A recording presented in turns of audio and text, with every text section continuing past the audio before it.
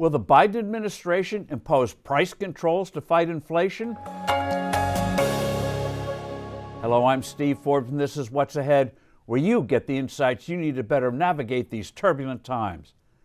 To avoid blame for rising prices, President Biden and his team are faulting greedy businesses, primarily meat processors, oil and gas producers, and pharmaceutical companies. There is growing talk that if inflation doesn't ease soon, the White House may impose, and I quote, temporary, unquote, price controls on voter-sensitive products like beef, chicken, gasoline, heating oil, and various prescription drugs. This would be disastrous. As several thousand years of experience has demonstrated, controls don't work.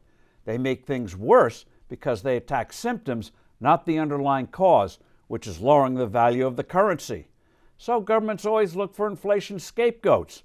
The Roman Empire blaming Christians, Europe faulting witches during medieval times, or President Nixon pointing the finger at currency speculators and Arab oil producers for the great inflation of the 1970s. By artificially suppressing prices, controls increase demand for the products while hurting the creation of more such products because producers can't cover their growing costs. Take a White House favorite target, meat. Demand for meat around the world has zoomed during the pandemic. That unexpected surge initially sent prices up. That's why profits for meat processors temporarily went up. But that will change as production costs increase. The cost to feed is moving higher. The cost of transportation is rising because of a shortage of drivers, as well as significantly higher prices for fuel. Other materials like packaging are also more costly. Then there are serious labor shortages. Wages are going up, which also means elevated prices. Those juicier profits are not going to last. Such is the historic pattern for certain businesses in the early stages of inflation. Nonetheless, the administration is imposing more regulations and is ready to spend $1 billion to subsidize small regional processors to promote competition. Oil and gas companies are always a popular political target, never more so during inflationary periods like this.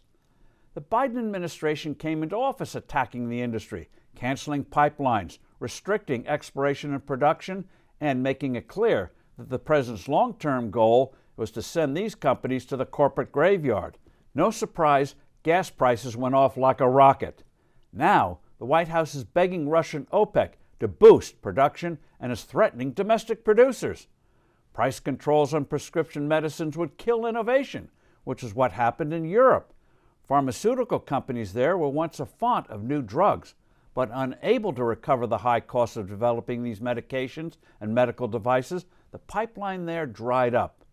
The root causes of the current inflation are shortages brought on by misbegotten pandemic policies and the Federal Reserve creating too much money. Price controls haven't worked in the past. They'll make problems worse in the future. I'm Steve Forbes. Thanks for listening. Do send in your comments and suggestions. I look forward to being with you soon again.